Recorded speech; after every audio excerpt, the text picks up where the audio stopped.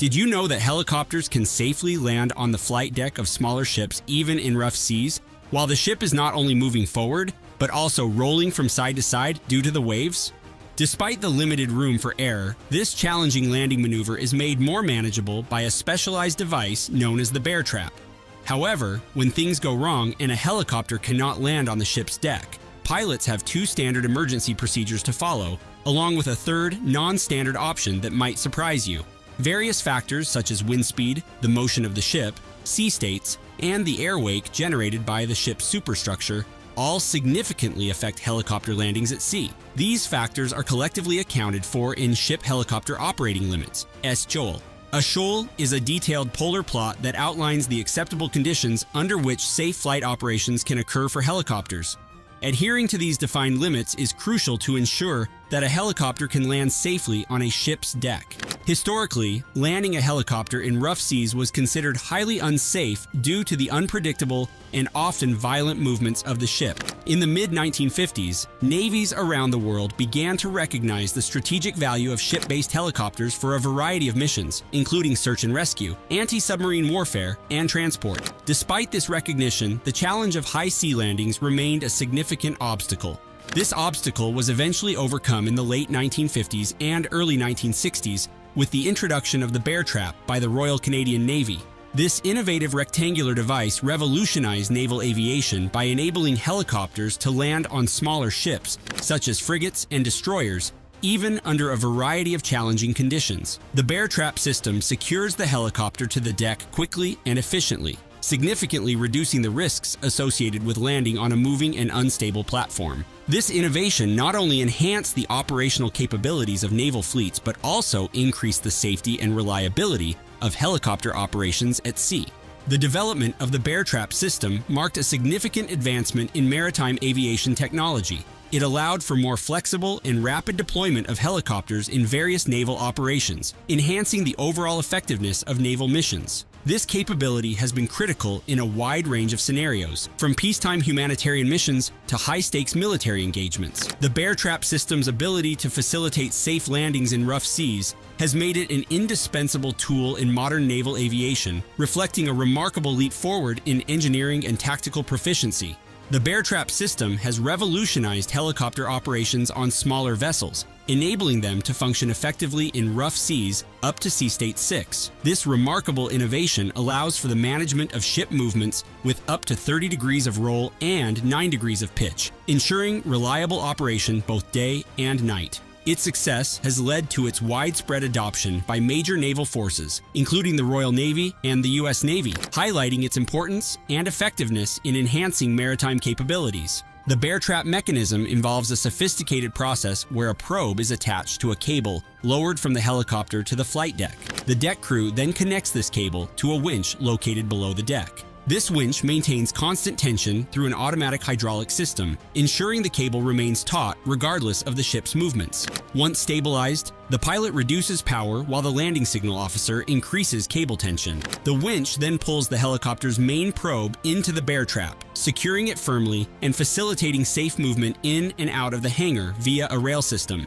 This entire process exemplifies the intricate coordination and advanced engineering required to maintain operational efficiency in challenging maritime environments. Initially, the bear trap system required the active involvement of the deck crew, which posed significant risks during adverse weather conditions. The demanding nature of this task, coupled with the unpredictable movements of the ship, made it a hazardous operation. However, modern advancements such as Curtiss-Wright's Aircraft Ship Integrated Secure and Traverse (ASIST) system have significantly enhanced safety and efficiency. The ASIST system employs an optical positioning system that accurately tracks the helicopter's position in real time, allowing it to be secured without the need for direct deck crew involvement. This advancement reduces the risk to personnel, minimizes human error, and improves the overall safety of helicopter operations, especially in adverse conditions. Different navies have various designations for bear trap systems. For instance, some refer to them as Recovery Assist Secure and Traverse, RAST, or the MacTaggart Trigon system.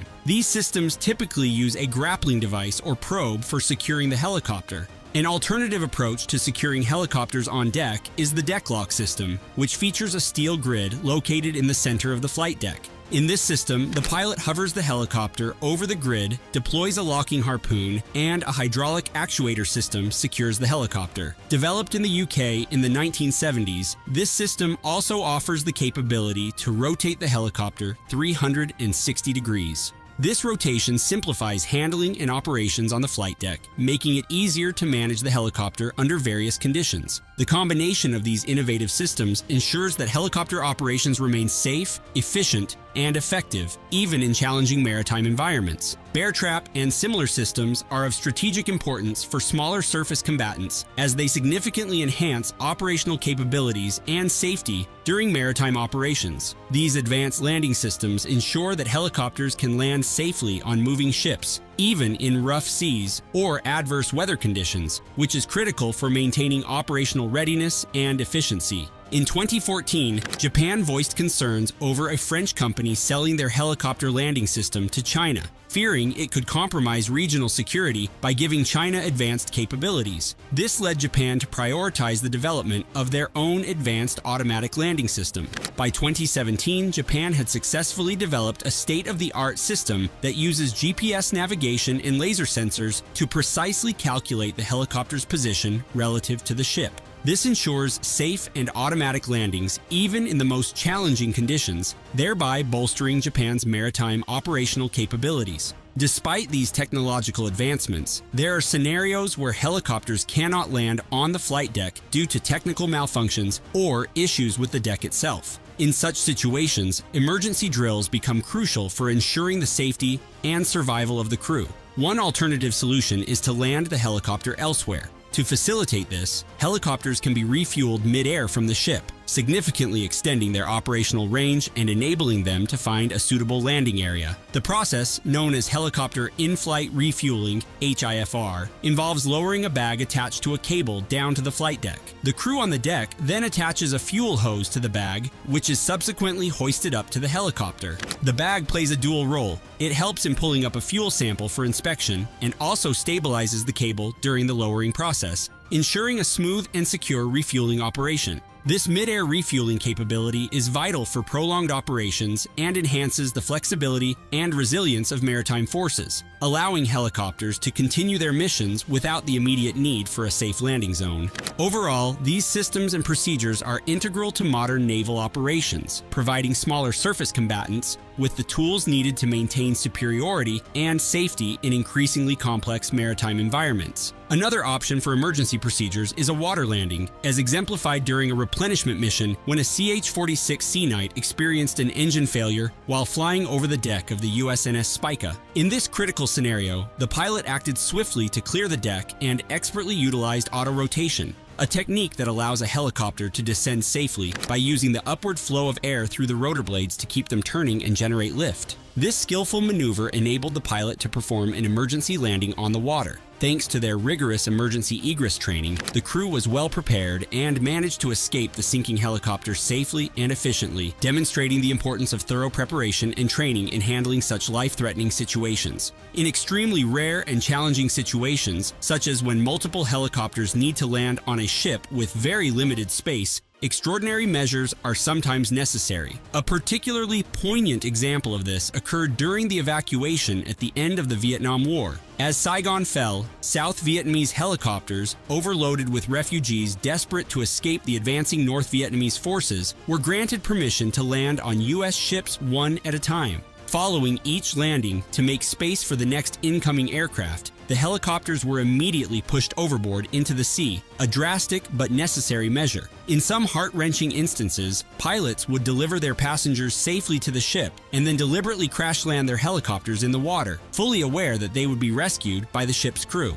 This scene of sacrifice and urgency underscored the dire circumstances and the extraordinary lengths taken to save as many lives as possible during one of history's most dramatic evacuations. One particularly notable incident from this period involved a Cessna 01 aircraft. During the chaotic evacuation of Saigon in April 1975, a Vietnamese pilot, Major Buong Le, executed a daring and unprecedented maneuver. Desperate to save his family, he flew his small single-engine plane towards the USS Midway. a massive aircraft carrier. Upon reaching the carrier, he circled it and dropped a handwritten note onto the deck, pleading for space to land his plane. The note read, "Can you move these helicopters to the other side? I can land on your runway. I can fly 1 hour more. We have enough time to move. Please rescue me." Major Buang, wife and 5 child. In a remarkable decision that underscored the intense humanitarian efforts of the time, the carrier's commanding officer, Captain Lawrence Chambers, made a split-second call. He ordered that several UH-1 Huey helicopters, each valued at $10 million,